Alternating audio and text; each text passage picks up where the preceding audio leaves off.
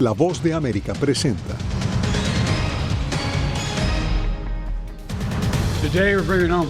Estados Unidos confirma histórico intercambio de prisioneros con Rusia. 24 personas fueron liberadas en Turquía.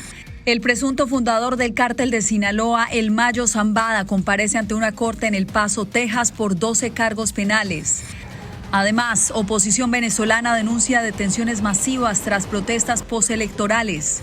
Y en la campaña presidencial de Estados Unidos, Kamala Harris rechaza que Donald Trump la acuse de usar identidad afrodescendiente con fines políticos.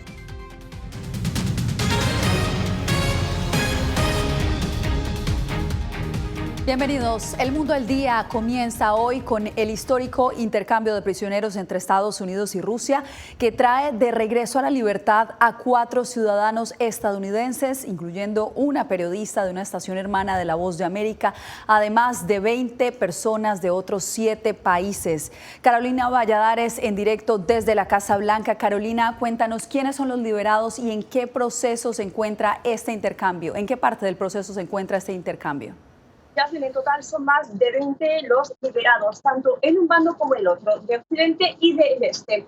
Entre los liberados ha dicho Joe Biden que 16 de ellos son occidentales y 8 son de nacionalidad rusa, que han sido liberados en cárceles del oeste. Empezando por los occidentales, algunos son alemanes, otros también son de nacionalidad rusa, pero hay entre ellos 3 estadounidenses. Hablamos del marín Paul Whelan, que lleva desde la cárcel desde el año 2018, fue detenido y fue sentenciado en 2020, y también de 2 periodistas estadounidenses. Hablamos del periodista del Wall Street Journal, Ivan Gershkovich, que ya sirvió más de un año en la cárcel a la espera de finalmente ser liberado hoy, también de nuestra periodista de nuestro canal hermano, Radio Hermana, Radio Free Europe, de Alsu Kurmasheva. Todos ellos han sido liberados junto con un residente de Estados Unidos. Hablamos de un líder de la oposición rusa, de Vladimir Kara-Murza.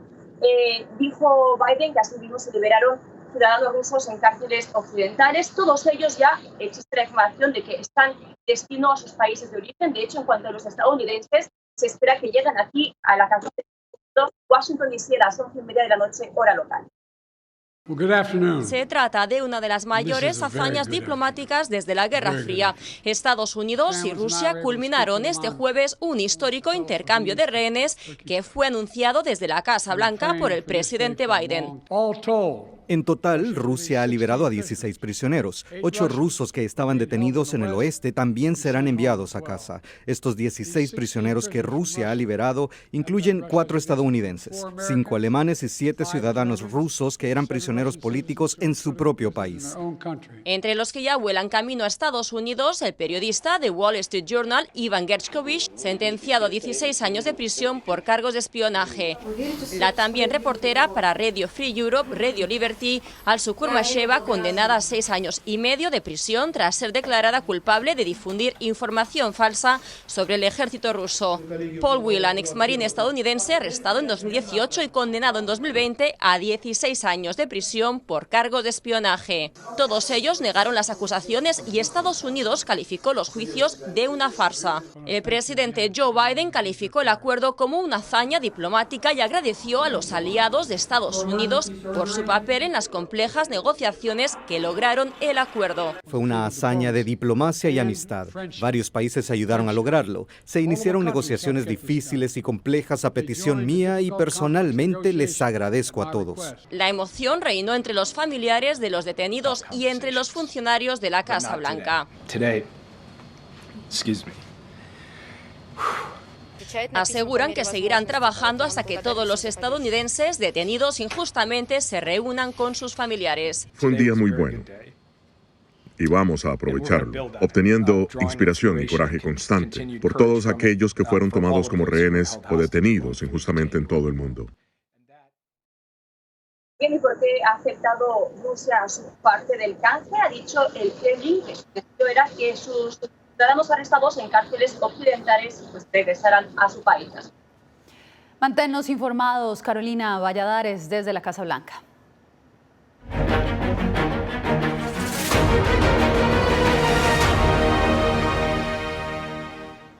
El líder del cártel de Sinaloa, Ismael El Mayo Zambada, compareció hoy ante una corte federal de El Paso, Texas.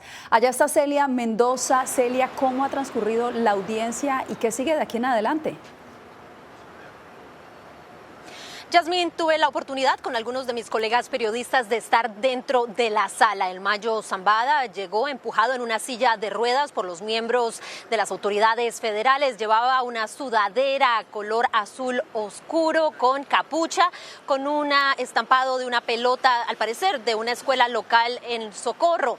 Asimismo, no habló ni se mostró emocional, ni tampoco hizo mala cara. Solamente se le hizo una pregunta cuando se habló acerca de posibilidades de conflicto de sus abogados con otros codefendientes u otros casos, cuando dijo que sí estaba enterado. La jueza declaró un caso complejo y esto le permitirá ahora a la defensa tener un tiempo amplio para que hagan descubrimiento de evidencia. Asimismo, indicó que habían muchas personas que estaban involucradas en esta querella legal y le pidió a la fiscalía que determinara si van a dividir los casos o los mantendrán juntos con el de El Mayo Zambada, que recibió 12 cargos por parte de la Fiscalía el viernes de la semana pasada y se declaró no culpable. El fiscal dijo que están analizando las posibilidades, pero ella fue enfática que se tenía que tomar pronto, ya que hay un caso que iniciará el 24 de enero del 2025. En medio de esto también se aseguró que habrá una siguiente sesión en la que tendrán una conferencia de estatus para el 9 de septiembre a la 1 de la tarde. Esto siempre y cuando no haya un cambio de jurisdicción. El Mayo Zambada habría tenido a familiares dentro de la corte, esto después de que el abogado le pidió a las autoridades federales que permitieran la entrada de estos miembros de la familia. El Mayo Zambada se veía tranquilo y obviamente es la segunda vez que aparece. No tuvo la posibilidad de pararse o de hacer declaraciones adicionales. Entró en un operativo de seguridad extremadamente amplio y asimismo salió. Celia, Ismael El Mayo Zambada es considerado uno de los narcotraficantes más buscados y poderosos de México y su captura ha tenido gran repercusión según analistas. Miguel Ángel Boiso nos reporta sobre la trascendencia de su arresto. Ismael El Mayo Zambada enfrenta cargos penales por narcotráfico en varios estados de la Unión Americana y se le considera uno de los narcotraficantes más poderosos y longevos de México, porque se le atribuye la creación del Cártel de Sinaloa, una de las organizaciones criminales más grandes y sofisticadas del mundo. Sin embargo, el gobierno de México aún no sabe cómo ocurrió su arresto en Estados Unidos. Estamos solicitando que informen. Ya nosotros tenemos algo de información, pero queremos que ellos nos informen si fue un acuerdo. Todavía no se tiene pues la certeza, no se tienen todos los elementos. El Cártel de Sinaloa ha demostrado ser resiliente, ha sabido adaptarse rápidamente a la captura o muerte de sus líderes.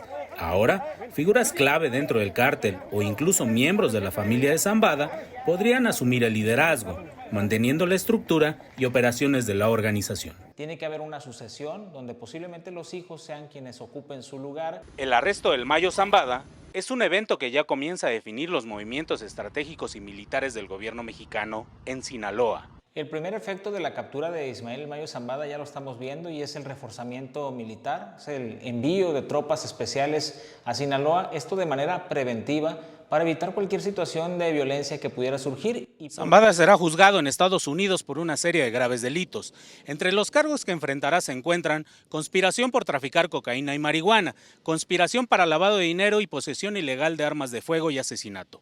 Miguel Ángel Boiso, Voz de América, Ciudad de México.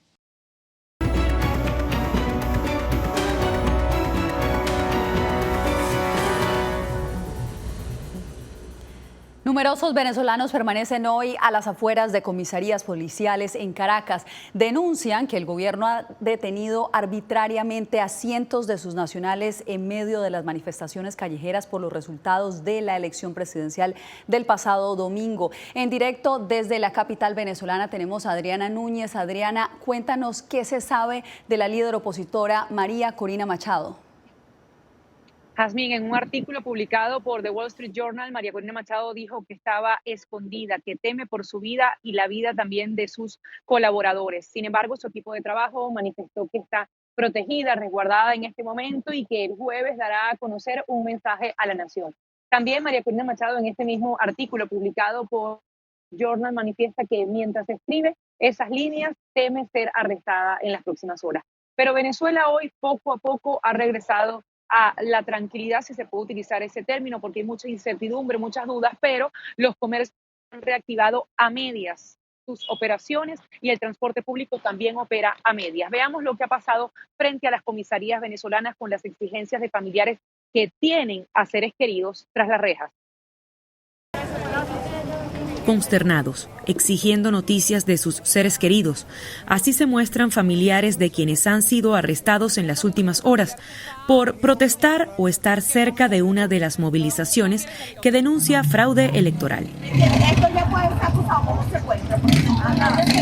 Alejandra Bernabel clama por saber qué pasó con su hermano, detenido cuando intentaba escapar de la represión. Impotencia lo que tengo, que más quisiera que me dieran a mi hermano e irme de este país. Como venezolana lo digo, quiero irme de este país. No aguanto más. Ya, así no se puede, señores, no se puede. No eran niñas que estaban protestando porque no conocen nada de protesta, simplemente salieron a buscar el teléfono al trabajo de una de las hermanas. Da dolor, yo soy venezolana, yo estuve 5 años fuera en el extranjero, regresé, pero esto da dolor ver a venezolanos. ¿Hasta cuándo? También tenemos reportes de personas que los funcionarios han ido hasta sus casas para detenerlos. El oficialismo ha calificado las protestas como actos vandálicos, desestabilizadores y terroristas, y acusa a la líder opositora María Corina Machado y al aspirante presidencial Edmundo González de ser responsables de lo que califica como violencia en las calles. Si me preguntan mi opinión como ciudadano, te digo, esa gente tiene que estar bajo las rejas, detrás de la reja. Machado y González no han tenido actos públicos en las últimas horas. En sus redes sociales agradecieron a los países de la OEA que apoyaron una resolución que buscaba la publicación de todas las actas de los comicios, pero que fracasó por no tener los votos necesarios. Este jueves, Brasil asumió el manejo de la Embajada de Argentina en Caracas, luego de que la delegación de Buenos Aires fuera expulsada del país. En esa sede diplomática permanecen refugiados 6 colaboradores de Machado, a quienes les han cortado la electricidad por horas. Mientras el malestar de los opositores persiste, Maduro solicitó una llamada telefónica con su homólogo brasileño Luis Ignacio Lula da Silva para enfrentar este panorama, de acuerdo con la agencia de noticias Reuters. Y mientras todo esto ocurre, hoy el fiscal general de la Nación tomó nuevamente la palabra y dijo que el opositor Freddy Superlano, quien fue tomado por la fuerza por agentes de seguridad, está justamente encarcelado y se encuentra, de acuerdo con el fiscal, en buenas condiciones de salud, mientras que sus familiares preguntan cuál es su paradero. Adriana, pues quedamos atentos a este comunicado que está por publicar la líder opositora María Corina Machado. Gracias por este reporte. Y en Colombia, las autoridades prevén reforzar la seguridad en los pasos fronterizos con Venezuela en respuesta a la crisis de orden público en su país vecino. Jair Díaz nos tiene el informe. Delincuentes no, en su momento pues no ha pasado nada y se mantienen obviamente los debidos controles en el sector fronterizo. Aunque el escenario es de tranquilidad en los más de 2.219 kilómetros de frontera entre Colombia y Venezuela, el comandante de las Fuerzas Militares de Colombia, almirante Francisco Cubides, apuntó en diálogo con La Voz de América que reforzarán la presencia militar en la frontera con un plan de contingencia ante posibles migraciones masivas. Hay un número amplio de miembros de la fuerza pública, desde La Guajira hasta, obviamente, hasta el sector de Guainía, allá en San Felipe. Así que es una combinación de capacidades de ejército, de policía, de armada.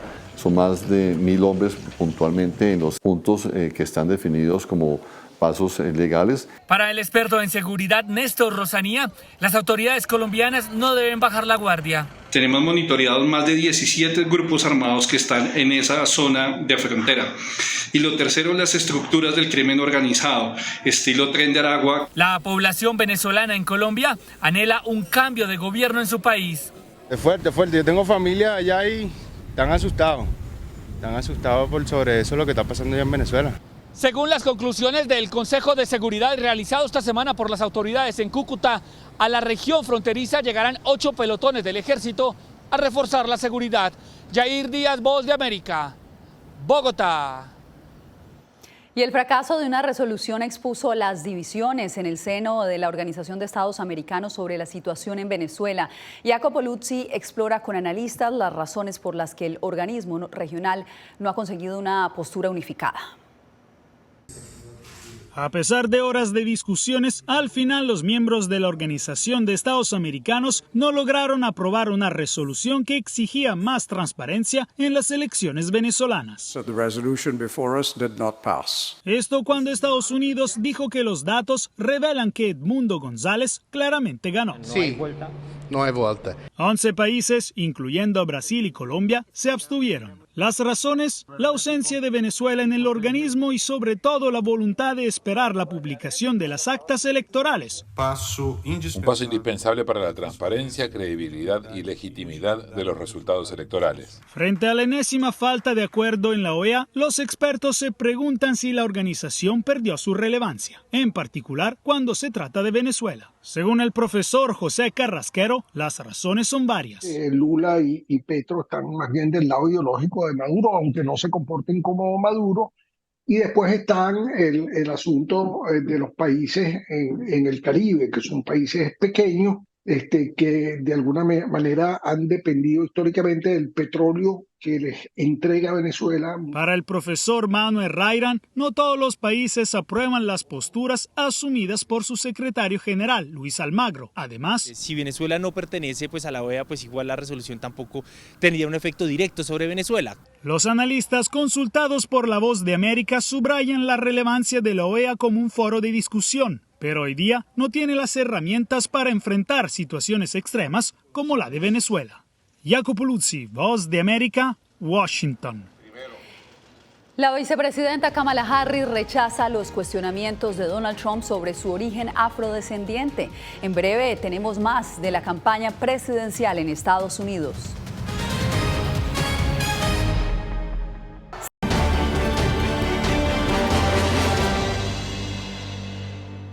Como un insulto, calificó la Casa Blanca el cuestionamiento que hizo Donald Trump sobre la identidad racial de la vicepresidenta Kamala Harris. Laura Sepúlveda tiene los pormenores. Como insultantes y repulsivas, calificó la Casa Blanca las declaraciones de Donald Trump este miércoles, en las que cuestionó la raza del actual vicepresidente. Ella es de ascendencia india y así se promovía. No sabía que era negra hasta hace unos años y ahora quiere que la conozcan como negra. Así que no sé, ¿es india o es negra? Harris rechazó los comentarios de Trump. Fue el mismo espectáculo de siempre, la división y la falta de respeto, y permítanme decir que los estadounidenses merecen algo mejor. Los estadounidenses merecen algo mejor. Los estadounidenses merecen un líder que diga la verdad, un líder que no responda con hostilidad y enojo cuando se enfrente a los hechos. Poco después del evento en el que el exmandatario hizo el comentario, su compañero de fórmula también arremetió contra la demócrata. Kamala Harris es una farsante que se dirige a cualquier público que tenga delante. Se fue a Georgia y empezó a hablar con un falso acento sureño. El tono de los mensajes se mantiene, pese al llamado de líderes republicanos jornadas atrás. Esto no es personal con respecto a Kamala Harris y su origen étnico, su género, no tiene nada que ver con esto. Se trata de quién puede ayudar al pueblo estadounidense y sacarnos del lío en el que estamos. Según la campaña demócrata, el próximo martes Harris comenzará a realizar actos políticos con su compañero de fórmula, a quien aún no anuncia. Laura Sepúlveda, Voz de América. Al volver, Irán celebra multitudinario funeral al líder de Hamás mientras aumenta el temor de una guerra más amplia en el Oriente Medio.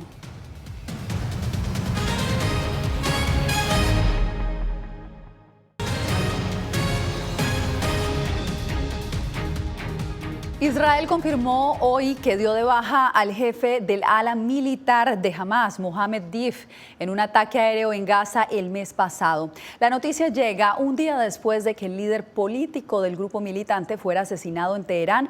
Por eso hoy miles se reunieron en la capital iraní en un funeral simbólico. Ángela González tiene los pormenores. Este es el ataque aéreo en que el ejército israelí eliminó a Mohammed Deif, jefe del ala militar de Hamás.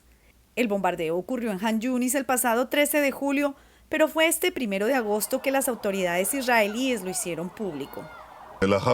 Tras eliminar al jefe militar de Hezbollah, Fuad Shukur, también se ha confirmado la muerte del jefe militar de Hamás, Mohammed Deif, responsable de la terrible masacre del 7 de octubre y de muchos asesinatos de ciudadanos israelíes. Esto ratifica un simple principio que hemos establecido: a quien nos haga daño, le responderemos de la misma forma.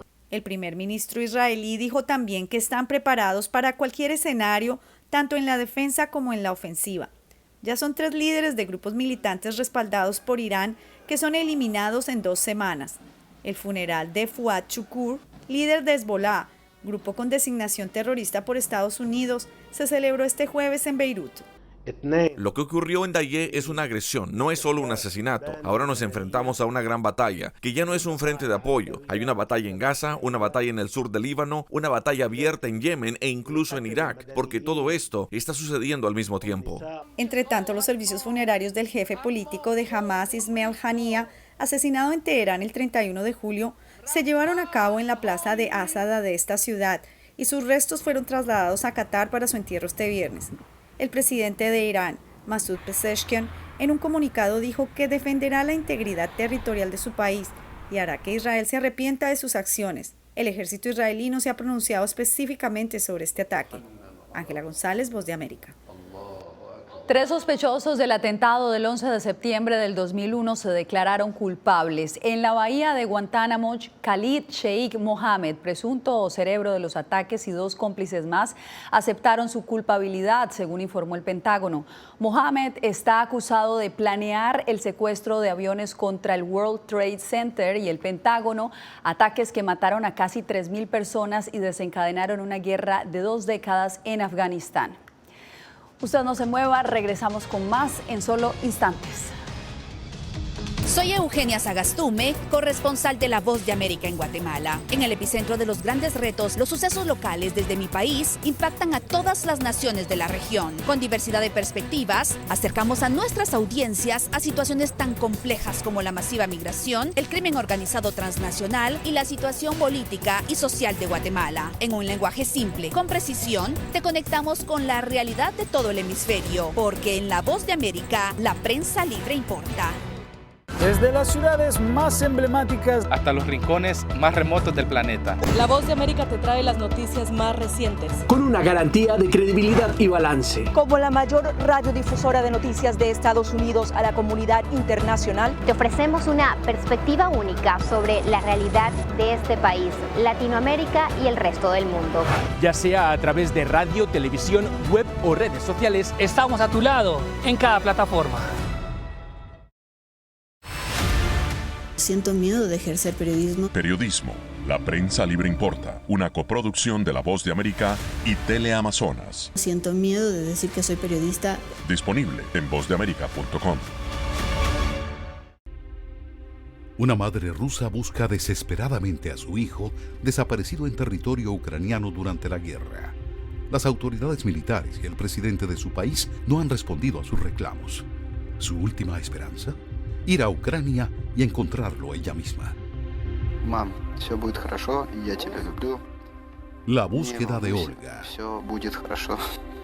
Давай. Disponible en todas las plataformas de La Voz de América.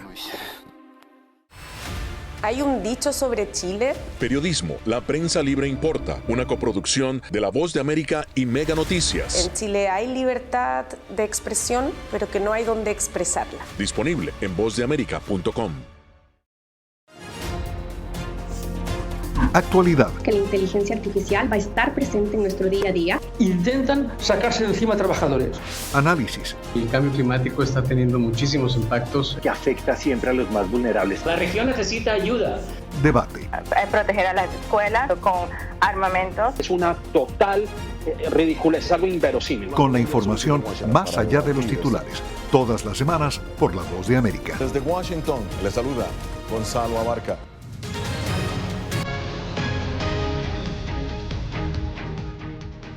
Latinoamérica está brillando en los Juegos Olímpicos de París 2024. Guatemala obtuvo su primer oro gracias a Adriana Ruano, quien triunfó en tiro al plato tras superar una grave lesión que truncó su carrera como gimnasta hace 13 años. Argentina también celebra con José Torres Gil, quien consiguió el más alto galardón en el ciclismo dentro de la Concordia.